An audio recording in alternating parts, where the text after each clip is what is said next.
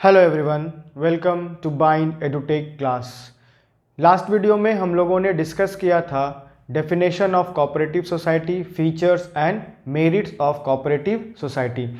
Definition में हम लोगों ने डिस्कस किया था कि a cooperative society is a voluntary association of person who unite together to protect and promote their common economic interest. तो कॉमन जो इकोनॉमिक इंटरेस्ट है उसको कैसे हम फुलफिल कर सकते हैं एक होकर के, यूनाइट होकर के, उसको हम लोगों ने डेफिनेशन में डिस्कस किया था। एटलीस्ट उसमें कितने मेंबर्स चाहिए थे? हमें 10 मेंबर्स की आवश्यकता थी एक कोऑपरेटिव ऑर्गेनाइजेशन को स्टार्ट करने के लिए। उसके फीचर्स और मेरिट्स को हम लोगों ने डिस्कस किया था। इस वीडियो में हम डिस्कस करने वाले हैं limitations of cooperative society and types of cooperative society. So let's start with the limitations. The first point we have is shortage of capital. It suffers from shortage of capital as it usually formed by people with limited means. यहाँ पर जो है वो shortage हो जाता है capital का। हमारे पास कैपिटल का शॉर्टेज हो जाता है। क्यों हो जाता है? लास्ट वीडियो में हम लोगों ने डिस्कस किया था कि कोऑपरेटिव सोसाइटी को स्टार्ट करने के लिए हमें मिनिमम 10 मेंबर्स की आवश्यकता होगी। तो 10 मेंबर्स की आवश्यकता होगी। तो जब भी कैपिटल कंट्रीब्यूट किया जाएगा इन्हीं 10 लोगों के द्वारा ही कंट्रीब्यूट किया जाएगा। जब 10 लोग मिलकर के एक जगह यूनाइट होकर के एक ऑर्गेनाइजेशन को स्टार्ट कर रहे हैं, जहां पर 10 लोग हैं तो उनके नीड्स भी ज़्यादा होंगे। अगर उनके नीड्स ज़्यादा है तो हमारे पास अगर लिमिटेड रिसोर्सेस रहेगा या लिमिटेड प्रोडक्ट रहेगा, हम अपने मेंबर्स के नीड को सेटिस्फाई नहीं कर पाएंगे। तो हमें सेटिस्फाई करने के लिए, उनके नीड्स को पूरा करने के लिए तो लॉट्स ऑफ फंड की आवश्यकता होगी। अगर हमारे पास लॉट ऑफ प्रोडक्ट चाहिए, ज़्यादा से ज़्यादा प्रोडक्ट चाहिए, तो उसके लिए ज़्यादा से ज़्यादा पैसा भी चाहिए, ज़्यादा से ज़्यादा कैपिटल चाहिए। लेकिन जहाँ पर एक लिमिटेड सोर्स ऑफ इनकम हो जाता है तो वहाँ पर जो है वो हम बहुत सारी चीज़ों को एज इट इज़ नहीं कर पाते हैं जैसा हम लोग प्लान करते हैं, जैसा हम लोग सोचते हैं। तो इसके जो डीमेरिट्स में फर्स्ट पॉइंट है शॉर्टेज ऑफ कैपिटल। बिकॉज ये एक बड़ा ऑर्गेनाइजेशन है, बहुत सारे लोगों को साथ में लेकर के चल रहा है, लेकिन हर कोई सेम अमाउंट कैपिटल कंट्रीब्यूट नहीं कर रहा है। कोई बहुत कर रहा है या कोई बहुत कम कर रहा है। तो जो बहुत कम कर रहा है उसको भी हमने मेंबर बनाया, जो बहुत ज़्यादा कैपिटल कंट्रीब्यूट किया वो भी हमारा मेंबर है। तो कहने का मतलब है कि यहाँ पर कहीं ना कहीं शॉर्टेज ऑफ फंड रहता ही रहता है या शॉर्टेज ऑफ फंड एग्जिस्ट करता है। बिकॉज जो मेंबर्स आते हैं वो डिफरेंट सोसाइटी से, डिफरेंट लोकेलिटी से आते हैं, उनके नीड्स अलग अलग होते हैं। The next point we have is inefficient management. Cooperative society is managed by elected member who may not be competent and experienced. Moreover, कहने का मतलब है हमने कोऑपरेटिव सोसाइटी को स्टार्ट किया या कोऑपरेटिव सोसाइटी के ऑर्गेनाइजेशन को स्टार्ट किया, इसमें हमने 10 मेंबर चाहिए होंगे। तो मान लेते हैं कि हमारे पास 10 लोग हैं। 10 मेंबर हैं। क्या ये 10 के 10 मिलकर के डिसीजन लेंगे? नहीं। क्या ये 10 के 10 मिलकर के किसी एक आदमी से जाकर के डील करेंगे? नहीं। क्या ये 10 के 10 मेंबर जाकर के कोई कॉन्ट्रैक्ट करेंगे, कोई डील करेंगे, या मैन्युफैक्चरर से मिलेंगे या होलसेलर से मिलेंगे? बिल्कुल नहीं, ऐसा नहीं होगा। ये 10 के 10 जाकर के एक ही जगह पे एक ही काम नहीं करेंगे। तो यहाँ पर हमें चाहिए एक पर्सन जो इन रेस्ट पीपल का, मान लेते हैं 10 में से मैंने एक ले लिया तो 9 बचे, तो 9 मेंबर को रिप्रेजेंट करे या 9 मेंबर्स के लिए एफर्ट करे या 9 मेंबर्स के लिए वो काम करे। तो हम जिस भी पर्सन को इलेक्ट करते हैं, इलेक्शन वोटिंग के द्वारा वोट दे करके हम एक पर्सन को इलेक्ट कर लेते हैं। लेकिन यहाँ पर बोलता है कि जिसको हम इलेक्ट करते हैं वो कॉम्पिटेंट यानी सक्षम और एक्सपीरियंस्ड नहीं होता है, जिसके कारण वो बहुत सारी चीज़ों को मैनेज नहीं कर पाता है, वो बहुत सारी चीज़ों को सिस्टमैटिक वे में लेकर के रन नहीं करवा पाता है, वो बहुत सारी चीज़ों को डील नहीं कर पाता है, बिकॉज वो उस काम के लिए सक्षम नहीं है या उसके पास एक्सपीरियंस नहीं है।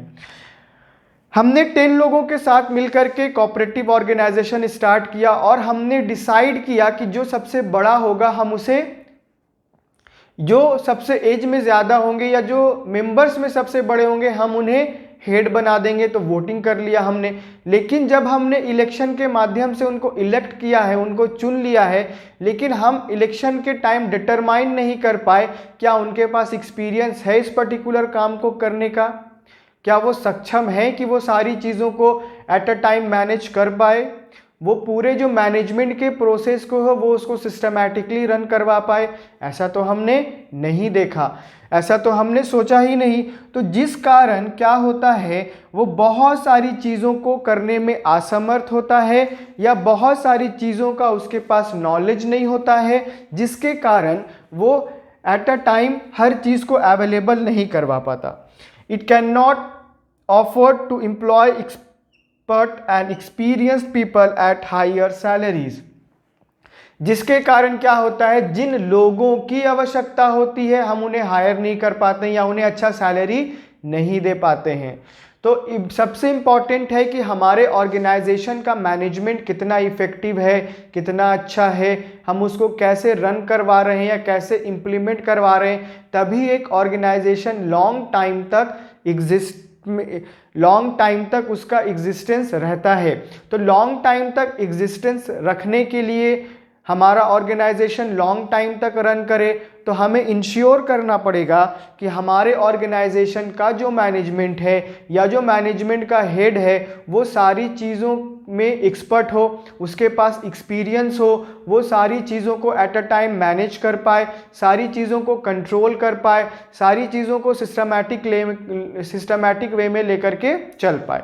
The next point we have is lack of secrecy. Okay, it affairs are openly discuss.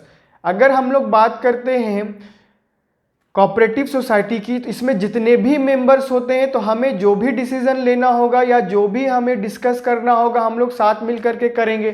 तो openly discuss in its meeting, वो अपनी मीटिंग में ओपनली डिस्कस करता है, which make it difficult to maintain secrecy. और यही कारण होता है कि हम अपने ऑर्गेनाइजेशन से रिलेटेड जितने भी इम्पॉर्टेंट बातें हैं, जितनी भी सीक्रेट्स बातें हैं, जितने भी एक प्राइवेट या एक ऑर्गेनाइजेशन से रिलेटेड प्राइवेट बातें होती हैं, हम अगर मेंबर्स के साथ मिलकर के ओपनली डिस्कस कर रहे हैं, तो उसमें क्या होता है, कोई एक मेंबर है वो कहीं और जाकर कुछ बता देगा, एक मेंबर और है जो कहीं और जाकर के कुछ बता दे रहा है, तो इससे जो बातें हैं वो फैल रही हैं। तो ये एक ऑर्गेनाइजेशन के लिए डीमेरिट्स का काम हो जाएगा। Okay, affairs are openly discuss, meeting में डिस्कस कर रहे हैं और इसको मेंटेन कर, सीक्रेसी को मेंटेन करना थोड़ा सा डिफिकल्ट हो जाता है। Okay, the next point we have is lack of motivation. Members are not incline to put their best efforts. Members जो होते हैं वो अपना बेस्ट देने में आगे नहीं आते हैं, as there is no direct link between efforts and reward. अगर एक इंडिविजुअल है वो किसी ऑर्गेनाइजेशन में काम करता है, तो उस ऑर्गेनाइजेशन में काम करने के साथ उसको सैलरी मिलता है, जिस काम के लिए उसको हायर किया गया है उसके बदले में उसको कंपनसेशन अमाउंट दिया जाता है, सैलरी दिया जाता है। तो सैलरी जो है वो उसका रिवॉर्ड हो जाता है। और अगर वो ओवर टाइम करता है तो उसको बहुत सारी चीज़ें मिलती हैं, इंसेंटिव हो सकता है, बोनस हो सकता है या अदर फैसिलिटीज़ हो सकती हैं जो एक ऑर्गेनाइजेशन के द्वारा उसको प्रोवाइड किया जाता है एज एन एप्रिसिएशन, एक एप्रिसिएशन के तौर पर उसको दिया जाता है। लेकिन अगर हम बात करते हैं कोऑपरेटिव ऑर्गेनाइजेशन की, तो कोऑपरेटिव सोसाइटी में जितने भी ऑर्गेनाइजेशन होते हैं उसके अंदर जितने भी मेंबर्स होते हैं एक ऑर्गेनाइजेशन के अंदर, वो सारे मेंबर्स अपना बेस्ट देने का प्रयास नहीं करते हैं। क्यों नहीं करते हैं? क्योंकि उन्हें पता है अगर हम अपना एफर्ट लगाएंगे, मेहनत दिखाएंगे, तो हमें रिवॉर्ड नहीं मिलेगा, हमें एप्रिसिएशन नहीं मिलेगा, हमें किसी के द्वारा रिकग्निशन नहीं किया जाएगा, रिकॉग्नाइज नहीं किया जाएगा, हमें सारे लोगों के सामने एप्रिसिएशन नहीं मिलेगा। तो ये मोटिवेशन की कमी होती है। अगर एक हेड है वो अपना बेस्ट देने का प्रयास कर रहा है और हर चीज़ों को सिस्टमैटिक वे में लेकर के चलने का प्रयास कर रहा है, बेस्ट चीज़ें अवेलेबल करवा रहा है, लेकिन उसके बदले में मेंबर्स के द्वारा या मेंबर के साइड से उसको कोई भी अप्रिसिएशन नहीं मिल रहा है, कोई भी रिवॉर्ड नहीं मिल रहा है, तो ये कारण होता है इसमें डिक्लाइन होने का। Next we have is excessive government control. Okay, it suffers from excessive rules and regulation of the government. ये जो है कोऑपरेटिव ऑर्गेनाइजेशन, ये गवर्नमेंट के कंट्रोल में होता है या गवर्नमेंट के रूल्स एंड रेगुलेशन को फॉलो करना होगा। क्यों करना होगा? It has to be get its account audited by the auditor and has to submit a copy of its accounts to registrar। इसे टाइम टू टाइम अपने अकाउंट्स को ऑडिट करवाना पड़ेगा ऑडिटर के द्वारा, और उस कॉपी को सबमिट करना पड़ेगा किसके पास? रजिस्ट्रार के पास। मैंने आपको, जब हम लोग मेरिट्स पढ़ रहे थे तो मैंने आपको बताया था कि गवर्नमेंट के साइड से कोऑपरेटिव ऑर्गेनाइजेशन को बहुत सारा हेल्प प्रोवाइड किया जाता है। फॉर एग्जाम्पल, गवर्नमेंट सब्सिडीज देती है कोऑपरेटिव ऑर्गेनाइजेशन को, गवर्नमेंट टैक्स में रिलैक्सेशन देती है या टैक्स के अमाउंट को रिड्यूस कर देती है, और जो हम लोन लेते हैं या गवर्नमेंट जो हमें लोन प्रोवाइड करती है उस पे हमसे लो रेट ऑफ इंटरेस्ट लेती है गवर्नमेंट। जब गवर्नमेंट इतने सारे हेल्प प्रोवाइड कर रहा है तो क्या गवर्नमेंट अपना रूल्स एंड रेगुलेशन को इम्प्लीमेंट नहीं करेगा उस पर? बिल्कुल करेगा। तो अगर हम गवर्नमेंट से बहुत सारा हेल्प ले रहे हैं, गवर्नमेंट हमें बहुत सारा हेल्प प्रोवाइड कर रहा है, तो at the same time government ये भी इंश्योर करेगा कि मैं जिस पे इतना मेहनत कर रहा हूँ या मैं जिसके लिए इतनी चीज़ें ऑर्गेनाइज कर रहा हूँ तो मेरा रूल्स एंड रेगुलेशन को वो फॉलो करे। तो गवर्नमेंट ने बोला ओके, मैं आपको हेल्प प्रोवाइड कर रहा हूँ, मैं आपको लोन दे रहा हूँ, सब्सिडीज दे रहा हूँ, तो आपको भी कुछ ना कुछ करना होगा, बिकॉज क्योंकि आपको अपने अकाउंट्स की कॉपी ऑडिट कर, आपको अपने अकाउंट्स को ऑडिट करवाना पड़ेगा। ओके, आपने ऑडिट करवा लिया, उस कॉपी को आपको रजिस्ट्रार के पास सबमिट करना पड़ेगा। इससे ये इंश्योर होगा कि उस ऑर्गेनाइजेशन में जितना भी काम हो रहा है वो सारा सिस्टमैटिक वे में हो रहा है, सारा लीगली हो रहा है, कहीं भी किसी के साथ फ्रॉड नहीं हो रहा है। The next point we have is point number 6। ये बोलता है conflict among members. The members are from different section, okay, of society with different viewpoint. Sometimes when some members become rigid, the result is conflict.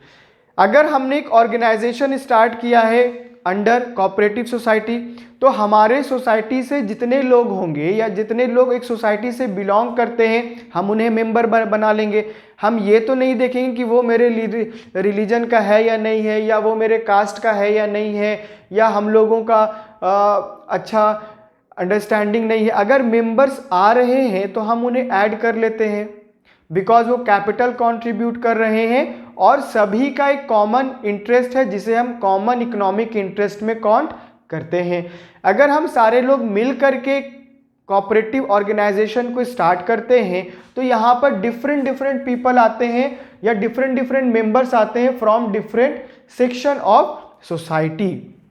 सो उनके view point, जो उनके सोचने का तरीका है, जो उनके काम करने का तरीका है, जो उनका मेंटेलिटी है, वो तो हम चेंज नहीं कर सकते हैं। अगर वो सारी चीज़ों को हम चेंज नहीं कर पाएंगे तो क्या हम एक ऑर्गेनाइजेशन को रन करवा पाएंगे?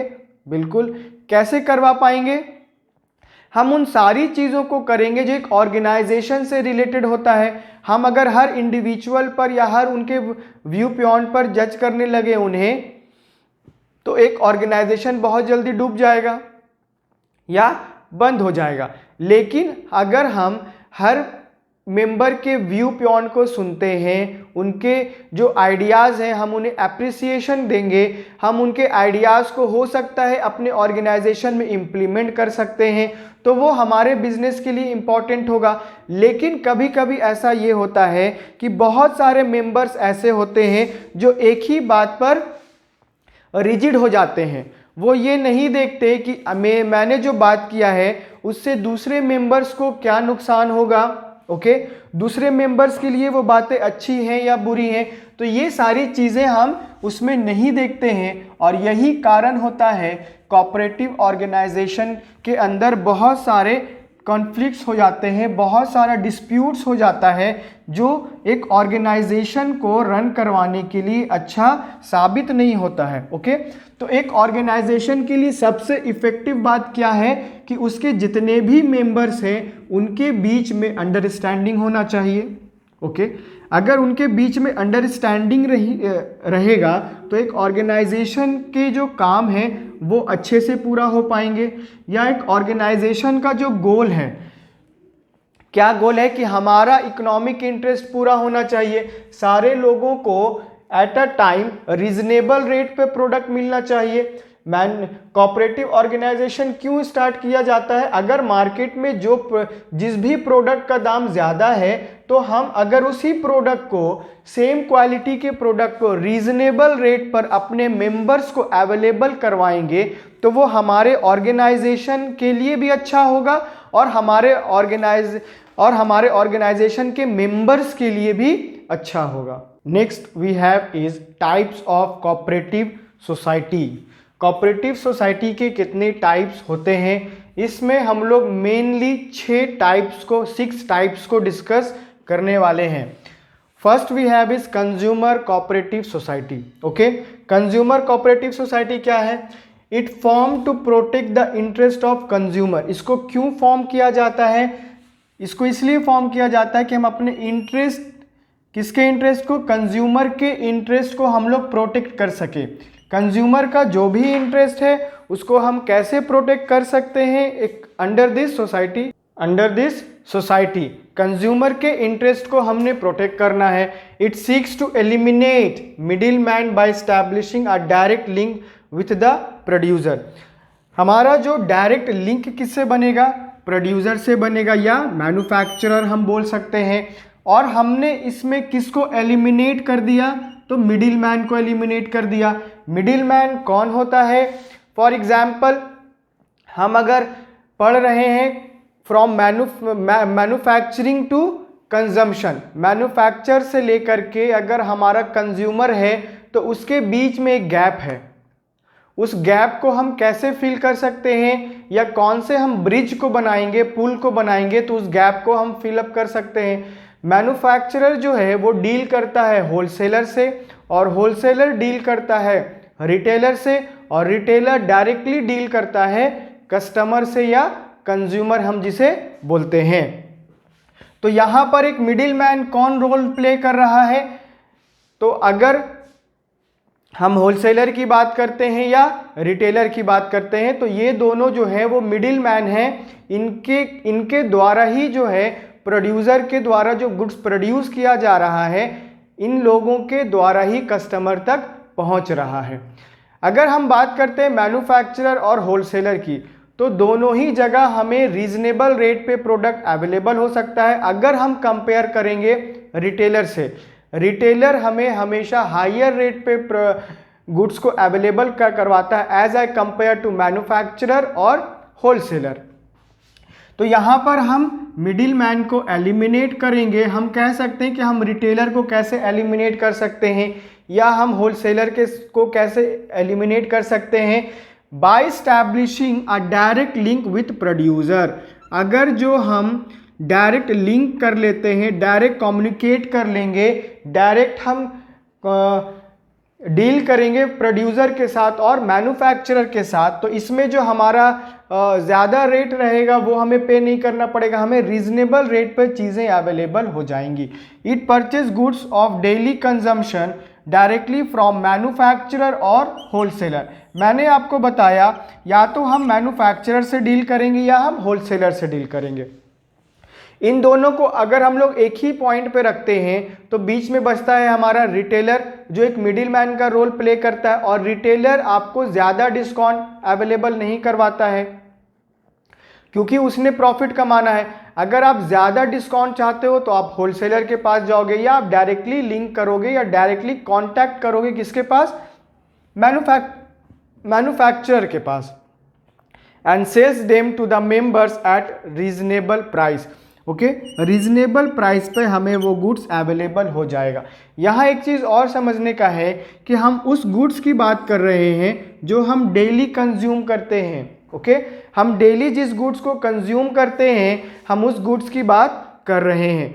to ensure steady supply of essential goods, okay, to supply the goods at reasonable price by eliminating the profit margin of middleman. अगर हम लोग एलिमिनेट कर रहे हैं अपने मिडिलमैन को, तो मिडिलमैन को क्यों एलिमिनेट कर रहे हैं? क्योंकि जो मिडिलमैन होता है वो हमेशा प्रॉफिट रख करके आपको गुड सप्लाई करेगा। वो आपको तभी गुड सप्लाई करेगा जब उसने एक अपना मार्जिन बना लिया होगा प्रॉफिट का, देन आफ्टर वो गुड्स को सप्लाई करेगा। ऐसा तो नहीं है कि वो लॉस बेयर करेगा और आपको रीजनेबल रेट पे प्रोडक्ट अवेलेबल करवा देगा, ऐसा नहीं होता है। ओके, तो ये है कंज्यूमर कोऑपरेटिव सोसाइटी जिसको हम फॉर्म करते हैं। क्यों? इन प्रोटेक्ट करने के लिए कंज्यूमर के इंटरेस्ट को, जिसमें हम एलिमिनेट करते हैं मिडिलमैन को, जिसमें हम डायरेक्टली लिंक करते हैं या कम्युनिकेट करते हैं प्रोड्यूसर से, जिसमें हम डेली कंजम्पशन का प्रोडक्ट परचेस करते हैं मैन्युफैक्चरर से और होलसेलर से, और जहां पर हमें रीजनेबल प्राइस पर रीजनेबल रेट में प्रोडक्ट अवेलेबल हो जाता है। Okay, the next point we have is producers cooperative society. The main aim is to help small producer. इसका जो मेन एम है वो क्या है? स्मॉल यानी छोटे प्रोड्यूसर्स को हेल्प प्रोवाइड करना, who can not easily collect various items of production and face some problem in marketing. Producer cooperative society है वो हेल्प प्रोवाइड कराता है स्मॉल प्रोड्यूसर को या स्मॉल मैन्युफैक्चरर को जो कैपेबल नहीं है, जिनके पास उतना कैपिटल नहीं है या उतना पूंजी नहीं है कि वो अपने बिजनेस में लगा पाए और बहुत सारी चीज़ों को अवेलेबल करवा पाए। ओके, और प्रोडक्शन से रिलेटेड जिन भी चीज़ों की आवश्यकता होती है हम सारी चीज़ों को एट अ टाइम परचेस करने जाएंगे और हम फिर एट द सेम टाइम अपने बिजनेस में और दूसरी सारी चीज़ों को अरेंज करना चाहेंगे तो नहीं हो पाएगा। जो स्मॉल प्रोड्यूसर होते हैं उनके पास पूंजी की कमी होती है, कैपिटल उतना नहीं होता है कि वो हर सेक्टर में हर चीज़ को अवेलेबल करवा पाए। इसलिए producer cooperative society help provide करता है उन छोटे प्रोड्यूसर को जिनको ईजिली हर कुछ नहीं अवेलेबल हो पाता है या ईजिली कलेक्ट नहीं कर पाते हैं, ईजिली वो गैदर नहीं कर पाते हैं चीज़ों को for various item of production, और वो बहुत सारे प्रॉब्लम को फेस करते हैं मार्केटिंग के टाइम पर। ओके, नेक्स्ट पॉइंट है इसमें the societies purchase raw materials. Okay, अब ये सोसाइटी किस तरीके से हेल्प प्रोवाइड करवा सकता है स्मॉल प्रोड्यूसर को? इसने तो बोल दिया कि मैं हेल्प प्रोवाइड करवाता हूँ स्मॉल प्रोड्यूसर को जो प्रोडक्शन करने के लिए जिन जिन चीज़ों की आवश्यकता होती है। तो प्रोडक्शन करने के लिए हमें किन चीज़ों की आवश्यकता होगी? तो हमने रॉ मटेरियल चाहिए होगा, tools, equipment, other items in large quantity and provide this thing to their member at a reasonable price. Okay? जो भी प्रोड्यूसर कोऑपरेटिव सोसाइटी के मेंबर्स होंगे उनको अगर प्रोडक्शन करना होगा और वो एक छोटे प्रोड्यूसर हैं, स्मॉल प्रोड्यूसर हैं, तो उन्हें सारी चीज़ें रीजनेबल प्राइस पर अवेलेबल हो जाएंगी। तो प्रोडक्शन करने के लिए हमें किन चीज़ की आवश्यकता है? तो रॉ मटेरियल की आवश्यकता है। बिना रॉ मटेरियल के हम किसी भी प्रोडक्ट को मैन्युफैक्चर नहीं कर सकते या किसी भी प्रोडक्ट को हम बना नहीं सकते। अगर आपने ये मार्कर बनाना है तो मार्कर बनाने के लिए भी हमें रॉ मटेरियल चाहिए। ओके, अगर हमें गारमेंट्स या कपड़े बनाने हैं तो उसके लिए भी हमें गारमेंट से रिलेटेड जिन चीज़ों की आवश्यकता होगी वो अवेलेबल होना चाहिए।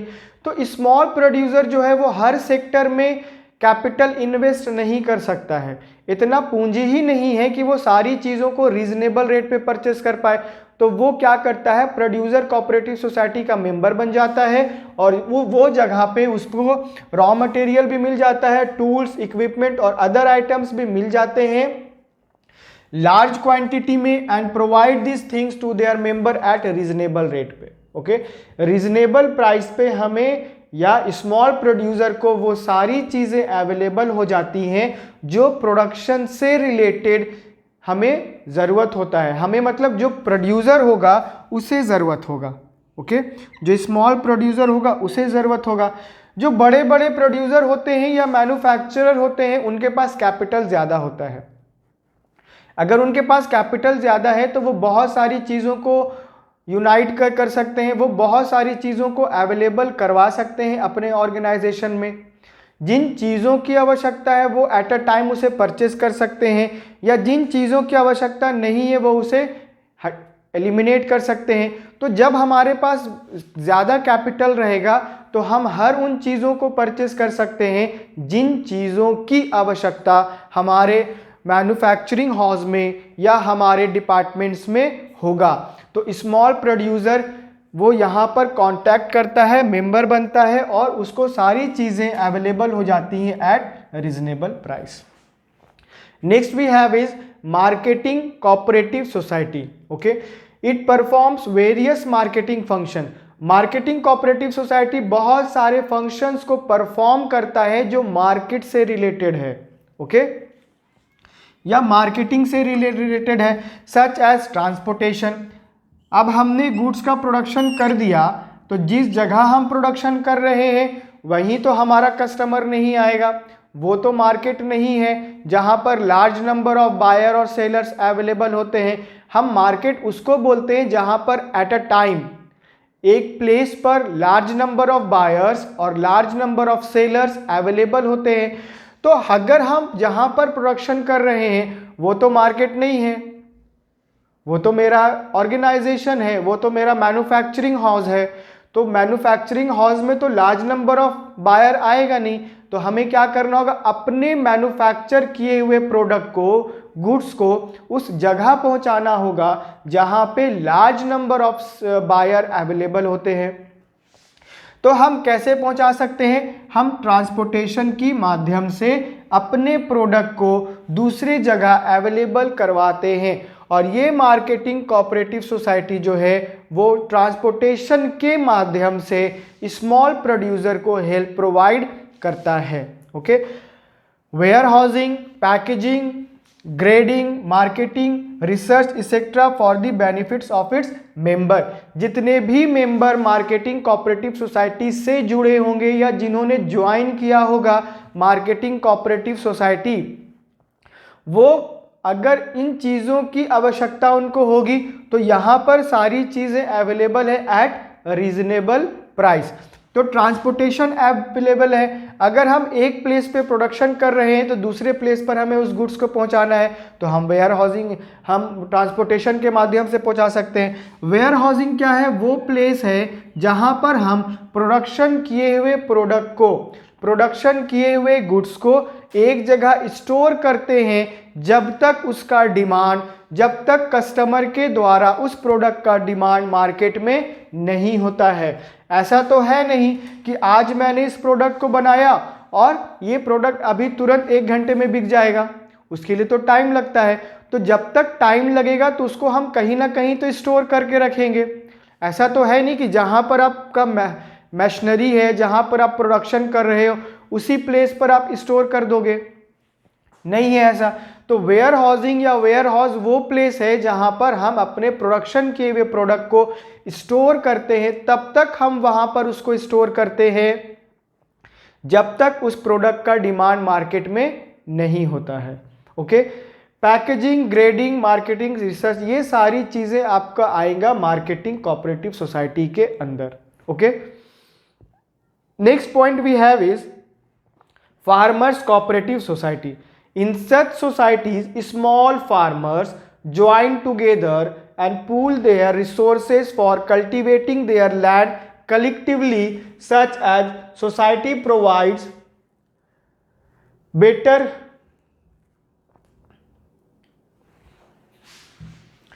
Society provide better quality. तो बेटर क्वालिटी वो किन चीज़ों को प्रोवाइड करवा सकता है? Seeds, fertiliser, machinery and other modern techniques for use in the cultivation of crops.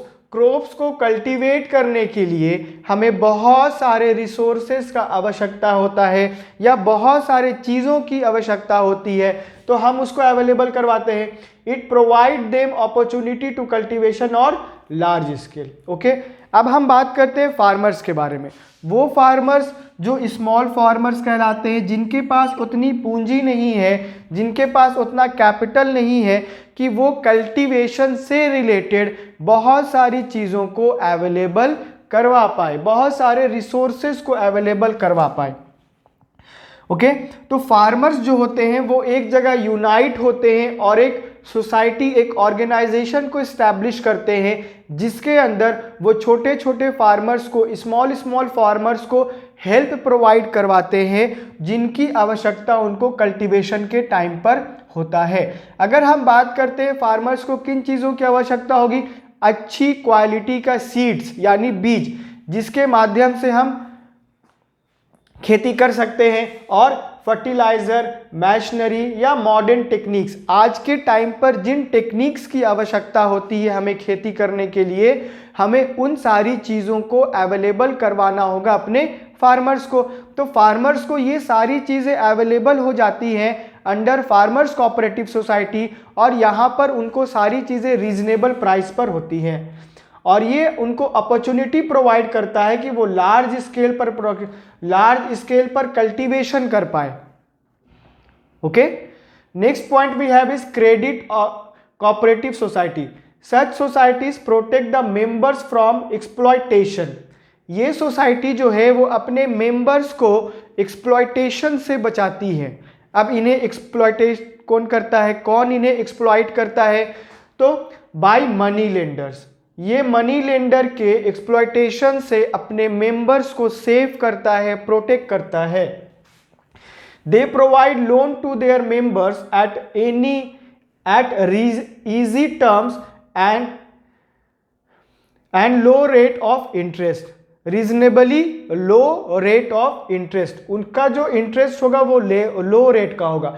तो क्रेडिट कोऑपरेटिव सोसाइटी में हम लोगों ने डेफिनेशन को पढ़कर ये समझा, वो अपने मेंबर को लो रेट पर लोन प्रोवाइड कराता है। अगर हम मनी लेंडर के पास जाएंगे तो मनी लेंडर हमें पैसा तो देगा, लेकिन जो उसका रेट ऑफ इंटरेस्ट होगा वो ज़्यादा होगा।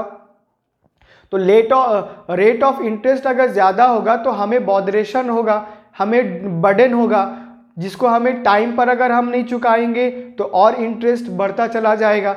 अगर हम वही चीज़ क्रेडिट कोऑपरेटिव सोसाइटी से लोन लेते हैं तो वो अपने मेंबर को लोन प्रोवाइड करवाता है, और बहुत ही इजी टर्म्स में, ज़्यादा कंडीशन हमें उसमें फॉलो अप नहीं करने होते हैं, वो ज़्यादा हमें बर्डन भी नहीं देता है, ज़्यादा वो हमें एक्सप्लॉइट भी नहीं करता है as I compare to money lender. तो मनी लेंडर ज़्यादा एक्सप्लॉइट करते हैं उन लोगों को जो उनसे पैसे लेते हैं, अगर वो उन्हें टाइम पर नहीं देते हैं, और मनी लेंडर्स का रेट ऑफ इंटरेस्ट ज़्यादा होता है as I compare to credit cooperative society. Next we have is cooperative housing society. The main aim is to provide houses to people with limited means and income at reasonable price. Cooperative housing society क्या करता है? अपने members को reasonable price पर घर उपलब्ध करवाता है। ओके, जिसके कारण जिनके पास बहुत ज़्यादा इनकम नहीं होता है ना, providing residential accommodation to their members, helping member to purchase houses at lower cost।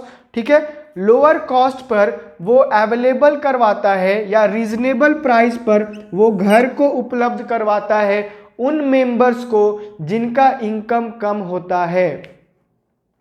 Okay, बहुत सारे लोग ऐसे हैं जिनका इनकम जो है, जिनकी सैलरी है वो बहुत ज़्यादा नहीं है, लेकिन फिर भी उन्हें घर की आवश्यकता है। हम तो बिना घर के रह नहीं सकते, तो घर हमें तो चाहिए। अगर हम कोऑपरेटिव हाउसिंग सोसाइटी के थ्रू जाते हैं तो हमें रीजनेबल रेट पर घर अवेलेबल हो जाता है और हमें ज़्यादा उसमें खर्च नहीं करना पड़ता है। तो आज हम लोगों ने डिस्कस किया limitations of cooperative society and types of cooperative society, जिसमें हम लोगों ने 6 types of cooperative society discuss किया। फर्स्ट हमने डिस्कस किया कंज्यूमर कोऑपरेटिव सोसाइटी, सेकंड हम लोगों ने डिस्कस किया प्रोड्यूसर कोऑपरेटिव सोसाइटी, थर्ड हम लोगों ने डिस्कस किया marketing cooperative society, fourth farmers cooperative society, fifth credit cooperative society and the last हम लोगों ने डिस्कस किया cooperative housing society. Thank you.